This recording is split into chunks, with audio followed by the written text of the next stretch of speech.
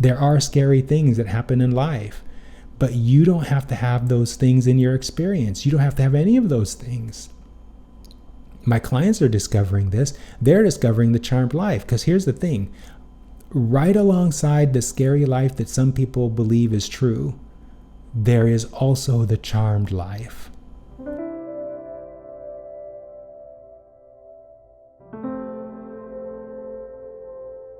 Welcome to Worthiness Wednesday. I'm Perry Gruber, the Enlightenment Guy.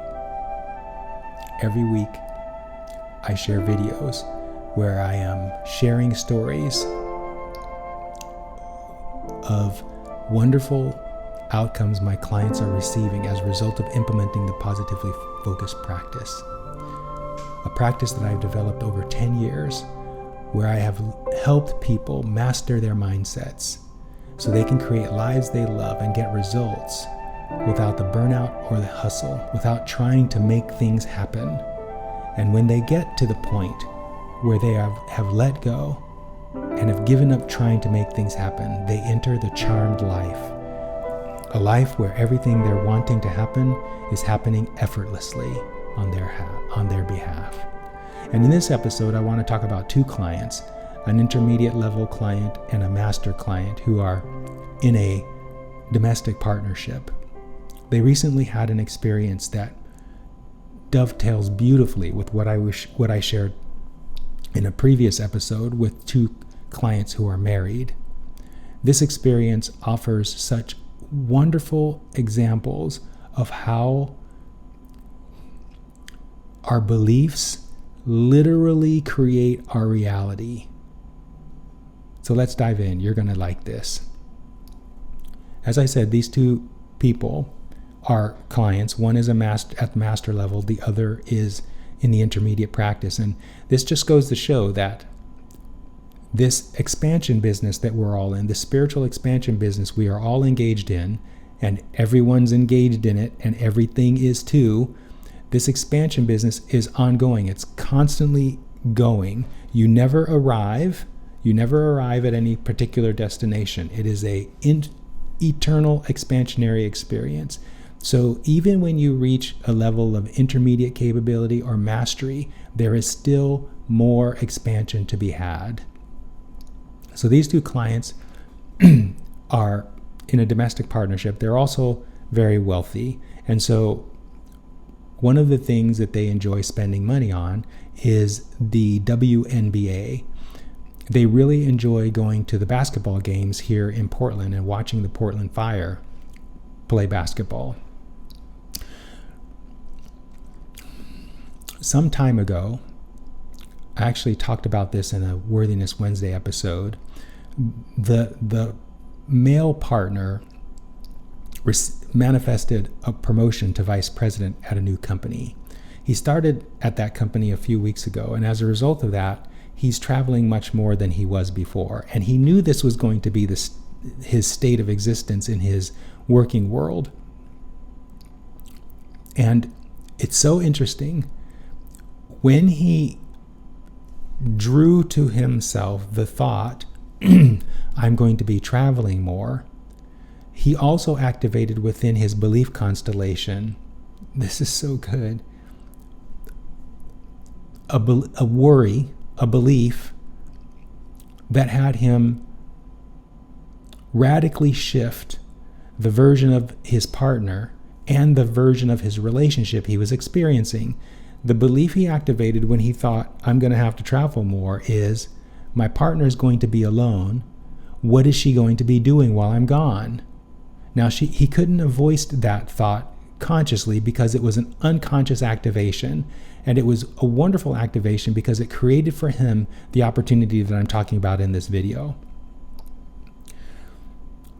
I should say that up until this moment, the partnership that these two people have has been steadily increasing in joy, freedom, satisfaction, sexual joy, and other kinds of experiences that have really taken their partnership to the next level. And this is the exact same thing that was happening with the previous client, the couple that I was talking about.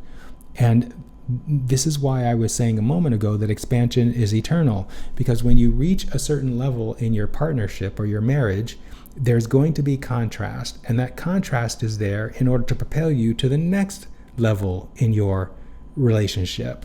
And so that's what was happening here. And it began with the male in this partnership having this thought. Well, first of all, it began with both of them experiencing this joyful, blissful relationship, which prepared them both for the next level expansion, which is what happened, and which is what I'm talking about in this video. So the intermediate partner, the partner in the intermediate level of the practice, was thinking, oh, wow, I'm going to be traveling more. And that activated within him this sense of what is my partner going to do if I'm not going to be there all the time? And that had him starting to feel insecure in the relationship. On the female side of the partnership, she was not having any of that going on. In fact, she was, because she's a master, she was much more in feelings of empowerment and freedom and joy and excitement and eagerness and happiness about the marriage. And so in all of that I just described she was surfing social media on an application called Threads, and she had come across this one guy, a gay man, who was interested in the Portland Fire also. Apparently he was a big fan of that basketball team. And so at one point in his posts on Thread, he was talking about how his birthday was coming up and how he would love to get tickets to go see the Portland Fire. This was right about the time that the male of the partnership that I'm talking about had to go on a business trip to North Carolina. So he was in North Carolina, and he was there for quite some time. The female of the partnership, in a client session, was talking with me about how she was reading the posts from this guy, this Portland Fire fan, how it was his birthday was coming up, and how he would love to get a ticket. And since my client's partner was on business, she knew she had an extra ticket. They have season tickets to the Portland Fire team. She had described to me that her broader perspective was encouraging her to give her extra ticket to this guy on Threads. And I told her accurately that if she feels positive emotion in thinking about taking that action, which is being inspired by her broader perspective, she should follow through on that action. Now, I thought that inspiration had to do with making that guy's day, giving him a season ticket. They have the season tickets that this couple has. So I once went, they were both out of town and they gave me the tickets, and I went to this game, and the season tickets they have, the seating that they have, it's like some of the best seating in the Moda Center. So I thought when my client was describing how her broader perspective was inspiring her to give this ticket away, I thought the reason why it was making that inspiration was to make this guy's day because the seating was so good. And that might have been the case, but as this unfolded, it soon became obvious that had nothing to do with it. The reason why her broader perspective was encouraging her to give this ticket away was because of what happened between her and her partner next. So she decided she was going to give this guy the tickets, but hadn't taken action on it. In the meantime, the partner who was in North Carolina got word that his business dealings there were going to end sooner than he thought, which meant he'd be able to catch an earlier flight home.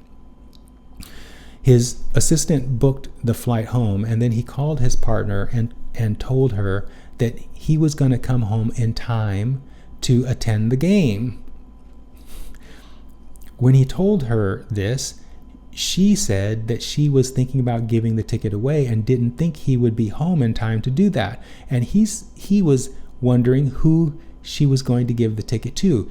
He asked if she was going to give the ticket to me, and of course, I told them both after going to the first Portland game, I'm not a basketball fan, and so I really didn't get much value from it. So I told them to give the tickets to someone else. I don't want them anymore. And so when the male, something's getting in the way here. When the male partner asked his partner, the female, my client, who she was planning to give the tickets to, in her transparency, because she didn't think there was anything wrong with what she was doing, and there wasn't anything wrong, she told her partner that she was going to give the tickets to this guy. Now, she didn't tell her partner the whole story. She didn't tell him that this guy she was giving the tickets to she didn't tell him this guy was gay. She also didn't tell him that this guy, it was his birthday, but she did tell her partner that she met this guy on Threads and that she was deciding to go to the game too, even though they wouldn't be going together, this stranger and her, they would be sitting together. And she said to her partner that she thought it would be a good opportunity for her to get some of her questions answered because she's kind of new to the WNBA. This is so good. When my client told her partner, who was also a client, all of what I just told you, it triggered within him the insecurity that he had thought, that he was unconsciously aware of in the context of him thinking, I'm going to be traveling more. And so when that thought was triggered by what the female partner of the partnership said, he went into really negative territory. Now, some backstory.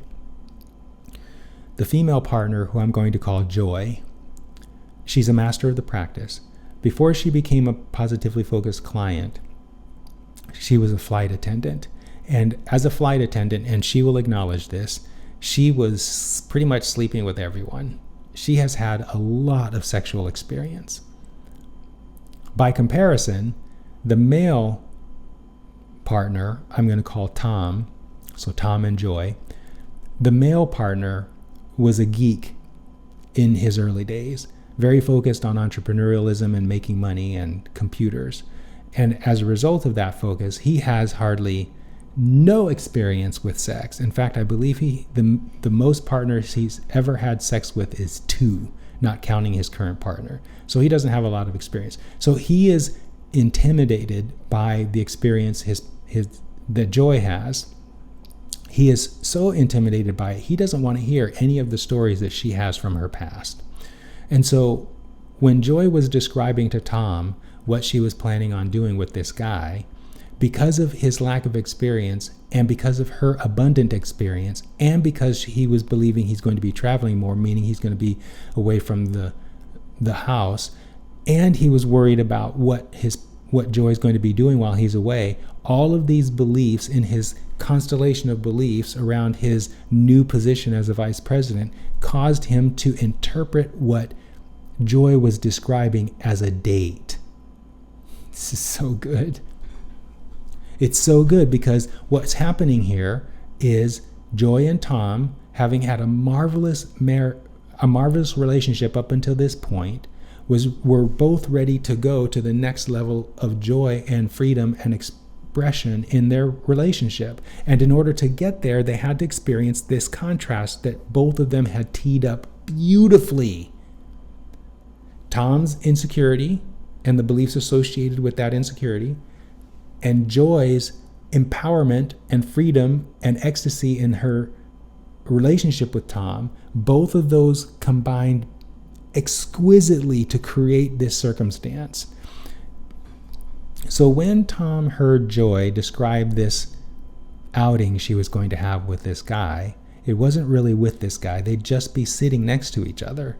They were going to the Moda Center in separate cars at separate times. They just rendezvous in these 2 seats, and then after the game, they'd go their separate ways. That was Joy's plan.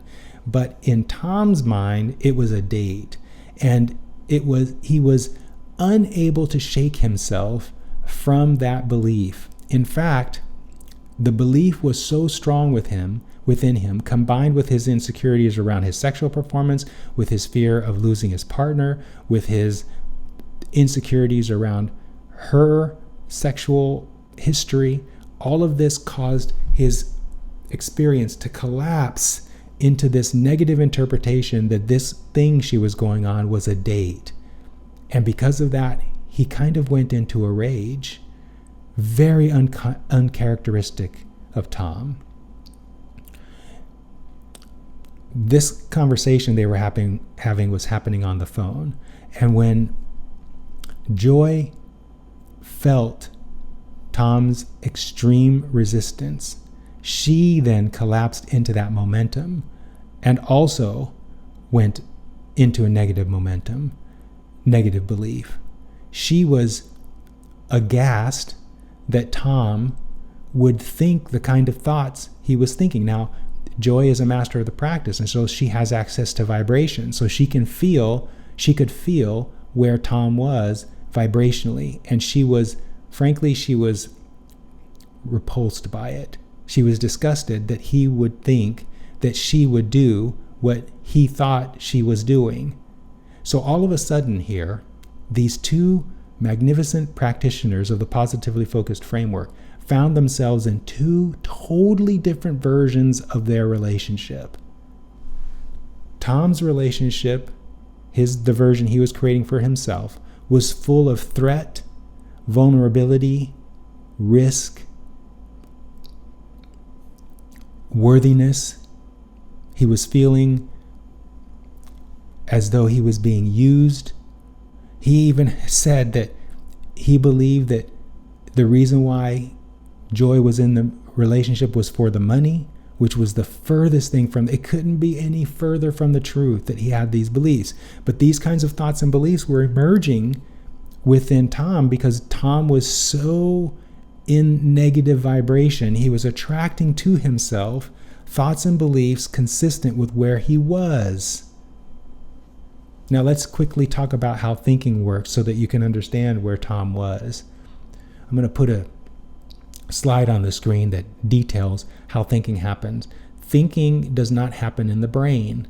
Thinking occurs as a result of you tuning into a vibrational frequency. When you tune into a vibrational frequency, you attract spiritual entities that human beings call thought form. You attract those entities toward you in non-physical as a result of the resonance you are creating between the frequency you're choosing and those thought forms.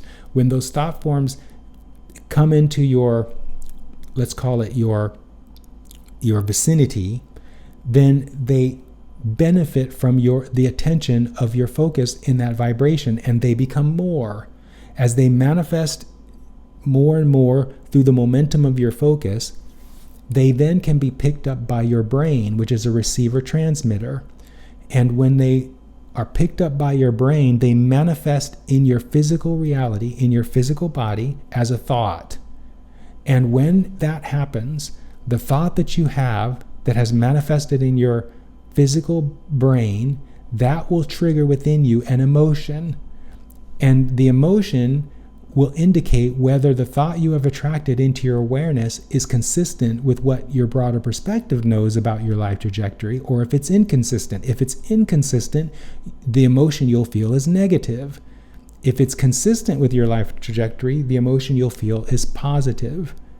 And so that's how thinking works. So Tom was in extreme negative vibration as he was interpreting his relationship and his partner from a trajectory that was way inconsistent with where they had gotten themselves up to that moment.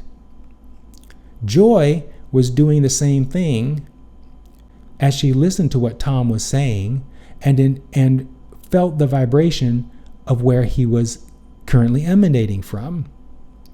And as a result of that, Joy felt negative emotion because she was misinterpreting what was happening with Tom. So when that happened, it was an explosive experience for both of them. They both were in extreme negative emotion, and Joy said to Tom that she had to get off the phone, and so she told Tom to call me. Now, that's not the best choice for her to have said that Tom needed to call me. As a master, Joy should have been able to handle Tom's negative momentum, soothed herself first, then soothed him and created a version of Tom that she wanted rather than the version she was getting. But she didn't do that. She decided that she needed to get off the phone and told Tom to call me. So Tom called me, and we had an hour, I think it was an hour, might have been an hour and a half conversation where I did what Joy could have done. I refuse to allow another person's negative momentum to cause me to go into negative vibration. I refuse. I will maintain my positive vibrational focus, and that person, whoever it is I'm focused on, must then match where I am. I will not allow another to shape my vibration, the focus that I put the place where I focus. And so Tom, it was incredible. I had never experienced the version of Tom I was experiencing in that moment. He was so negative about his relationship, about Joy, and about himself. After about 90 minutes, I was able to get him to a place where he felt a little bit better, but I could still feel within him the wobbling that was occurring between him, wobbling between the version of the relationship he had created in that moment, which was negative for him and consistent with his insecurities and fears and such, wobbling between that and the relationship that he knows to be the case, which has him feeling empowerment, joy, freedom, ecstasy, all of those things. So we got off the phone, and then he called his partner back, he called Joy back, and they had a conversation. And because both of them are in the advanced levels of this practice, they were quickly able to restore the version of their relationship that they prefer. The next week, I talked with both of them, and actually, before we talked in our sessions, our individual sessions, I saw them on the Saturday between the experience that I just described and the sessions that they had with me. And it was remarkable how free and joy and empowered both of these people were given what had happened. It was astonishing how empowered they both were. So in our sessions, our individual sessions, I showered them with love, because they both, despite the fact that both of them went really negative, at the end of it all, and with some of my assistants, they were able to, I'm just looking for selecting the best word here. They were able to amplify the relationship they wanted instead of spiral into the relationship they didn't want. And they did an outstanding job of it. In fact, as I'm creating this video, they're right now, I believe they're in Costa Rica, enjoying a fabulous summer vacation. And as a result of the contrast they experienced, the contrast that they experienced at the hands of this angel online, who had kicked it all off with Joy by expressing what he wanted. As a result of that contrast, Joy and Tom have an even stronger relationship. And this is so good, Tom discovered other beliefs within him that need to be cleaned up in his belief constellation. One of the beliefs he described having when we were having that 90-minute conversation is that the world is a scary place, and that there are people on the internet who are presenting themselves as something that they're not. And while both of those can be true, obviously, you don't want to be living in an experience of life where life shows up for you as a scary place. You don't want to be living in a life experience where people are catfishing you online. There are people who are like that, and there are scary things that happen in life. But you don't have to have those things in your experience. You don't have to have any of those things. My clients are discovering this. They're discovering the charmed life. Because here's the thing. Right alongside the scary life that some people believe is true, there is also the charmed life, where everything is happening, where the only things happening in your life are things that you want to happen, and where joy is off the charts, where freedom is off the charts, where you recognize that you stand at the center of the universe and the universe is giving you everything you want without you having to do anything to get those things. That life experience stands right alongside the experience that life is scary. Which one do you want? I would suggest to have this one. You can have it. And the positively focused framework is one way through which you can achieve it. My clients are discovering this, and you can too. I've put links in the description of this video to my calendar where you can, for free, test drive a positively focused framework session with me. I also have a link in the description, if you're ready, where you can become a client. This was such a good experience for both Tom and Joy and for me. I could talk so much more about it, but I'm going to end this here and say, as I usually do, I'll see you in the next video.